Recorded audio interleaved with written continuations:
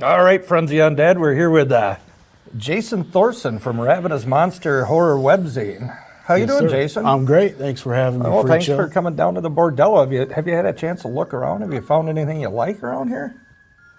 Yes. Like what? I've had a chance to look around. You're not going to partake? I've had a chance to look around. I'll leave it at that. I guess there's nothing you It's like. beautiful, beautiful place. So we got you here. We want to talk about Ravenous Monster, the webzine. Yes. When did you start doing the webzine itself? That started in 2010. I'd written for a bunch of other horror websites and some kind of alt rags and stuff like that. And they weren't quite the flavor of horror that I was going for. They weren't really movie centric. So during the summer of 2010, I put together the funds, got some computer literate people to help me. And by Thanksgiving of that year, we put it out. We launched it like a rocket. And it's been here ever since. Yeah. Making people angry and or happy, all the above. So you like to focus more on the movie end of the horror aspects? Yeah. I mean, we cover all media as long as it's horror. But primarily, the reason I started doing it was to cover film. So, yeah. What do you think some of the best interviews that you've done for the webzine have been? Oh, it runs the gamut. I mean, I'm not the only one that does content. I'm the editor-in-chief. So wearing that hat, the opportunities to create content are fewer and farther between than they were at the beginning. But we've interviewed like the comic book artist for the Crow comics, for example. Stuart Gordon, Reanimator fame, and local theater up in these Madison parts, alumni. Right.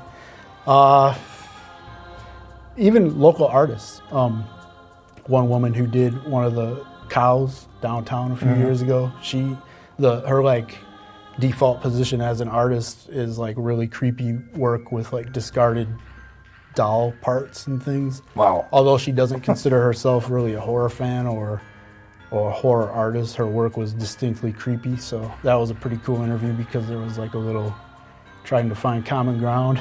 Yeah. But yeah, it's been a bunch. So how many people actually contribute to the magazine? Right now I have 14 regular contributors, some of whom are more regular in more varying ways than others, and then myself. So we all have things that we do annually. Like I usually cover the Walking Dead TV series whenever it ends or goes on hiatus. But yeah, 14 writers. There's people that focus on books, people that focus on TV, people who focus on movies. There's people who are like history nerds that focus on like, horror from the days of yore, So it sounds like there's a little bit of something for everybody. Yes, absolutely.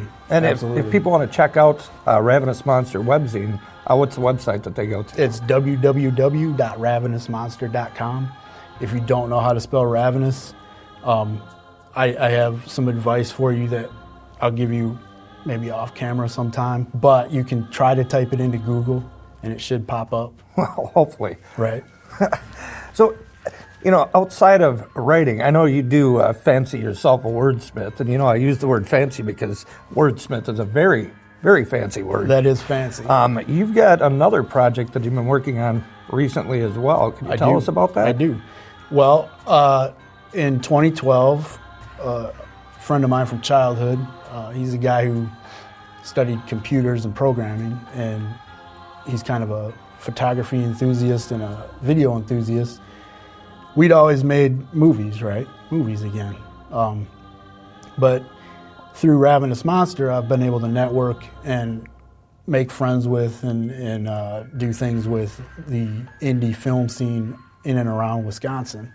So we decided, this childhood friend of mine again, to get together and make another movie, but to do it, at the baseline level of what you'd call professional, like kind of like this. Exactly. I mean, we're not quite here yet, but I mean, we're striving for this for sure.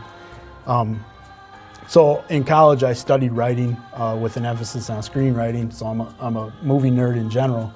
So I wrote a script. Long story short, after about 4 billion years of pre-production, last summer we finally were able to shoot a short film called The Night They Hit Back. And we shot all around the area. So now we're drowning in post-production. Nice. So The Night They Hit Back, that's kind of a cool title. What's the movie all about? Well, without giving too much away, and believe me, if I ever decide to give anything away, it will be here on the Bordello Horror with Freak Show. But we're not doing that today. As long as it's not in the STDs. We got enough of those floating around. I save those for my special customers, but that's a different interview. The Night They Hit Back, what was the question again? Oh, what's the movie all about? Oh, yeah, that's right. I didn't want to without giving too much away. I mean, it's a short film. It's very broadly about a mafia hit that goes terribly, terribly wrong for some pretty horrifying reasons.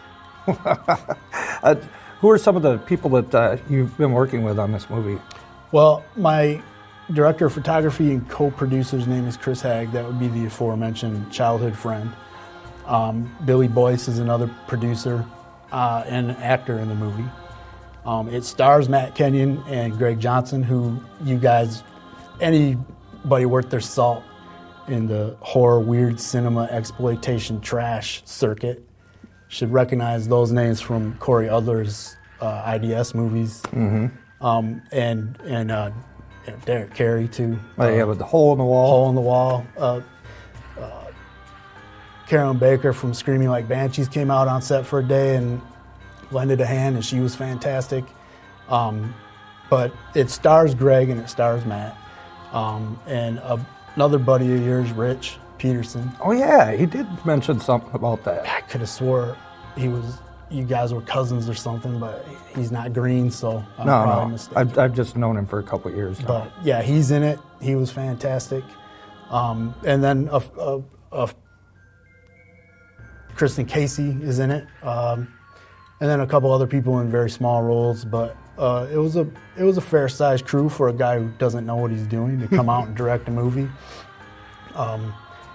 It was a fantastic experience. It was a ton of work, and like I said, we're in the middle of post-production now. So I thought pre-production was a living hell. Post-production is on par with that so far, except that you need to know stuff about computers.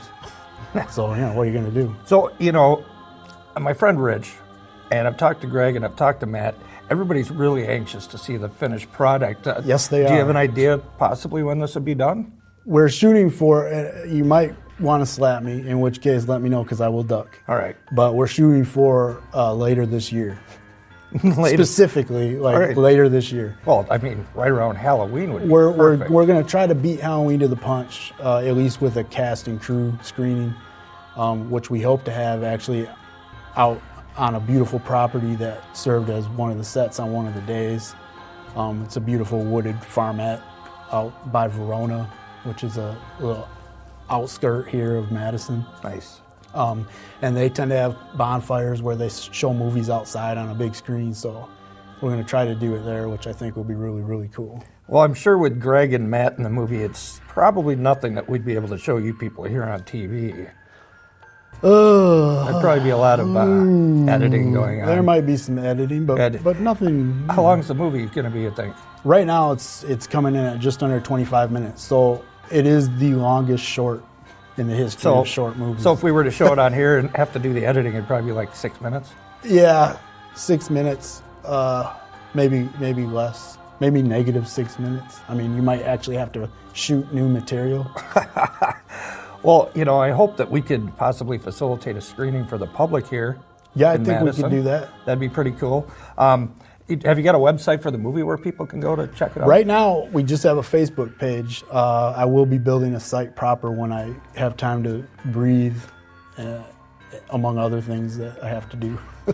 Drink water, eat food, those kinds of things. But right now, the main thing is getting to a point in post-production where we can sort of worry about all that other stuff when it comes time to worry about it.